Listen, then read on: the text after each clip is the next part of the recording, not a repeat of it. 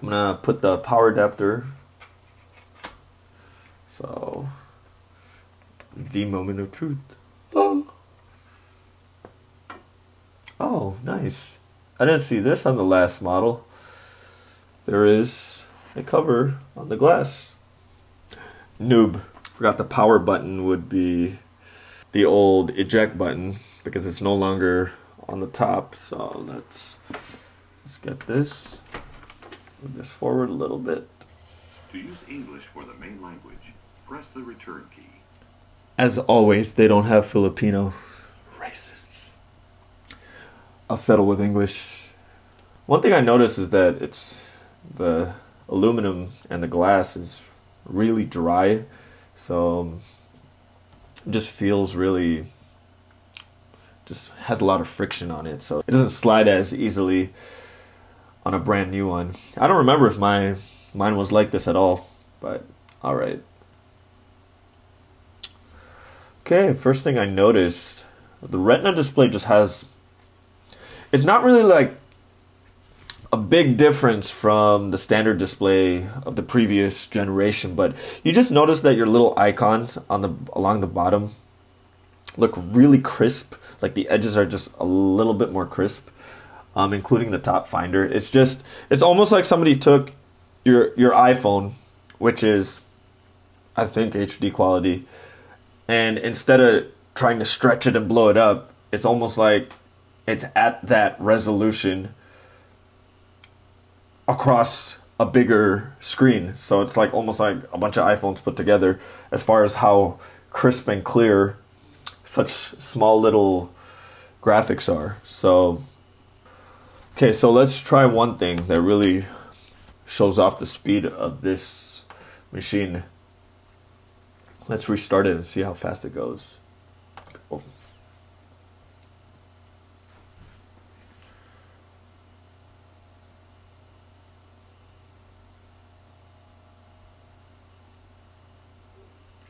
It does seem a little slower than the MacBook Air. Full shutdown. Now, during this video, I tried this a couple times, and sometimes the shutdown is a little slower at times, but it's only a difference of 15 seconds, so okay. So about 32 seconds during that time. A time before this, it took up to 55 seconds, so bottom line, it's under a minute, which is a great improvement. That's cool with me. The reason why restart time is important is because sometimes I have a crash during a DJ show, and sometimes you have to restart your machine, and when there's no music, there's a lot of pressure to get things back up. I mean, I have some redundancies. I have backup CDs just in case, but when you have to get your machine working as fast as it can, again, the really fast restart time, it becomes really important. So alright, so next thing we're going to do is we are going to plug my hard drives, which is connected to a hub, go into this USB. We are going to connect them to this computer.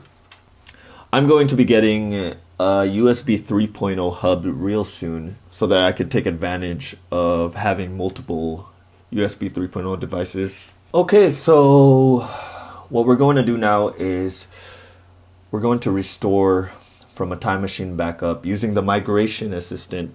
I just learned about that today.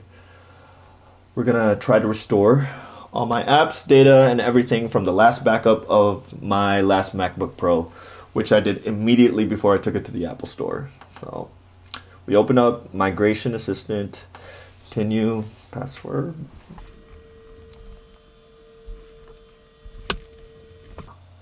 I think this is going to take some time, so we'll be back.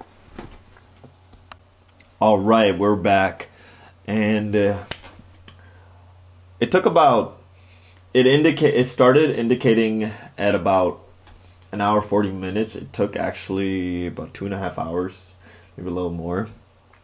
the indicator wasn't very accurate at judging how long the data transfer would take. But yeah, so we're back. Let's see how this works. Enter the Apple ID password. Okay, so I have my old computer, well, my old workspace back. Actually not back, but now on my new Retina display. And it seems to be identical. I haven't tried any of the apps, but I'm pretty excited to try this. Let's wrap it up.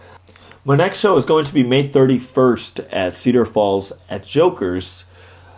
Next big show to check out, I will be spinning in Kansas City at Z Strikes at the Power and Lights District with the special guest host, YouTube sensation Little Crazed.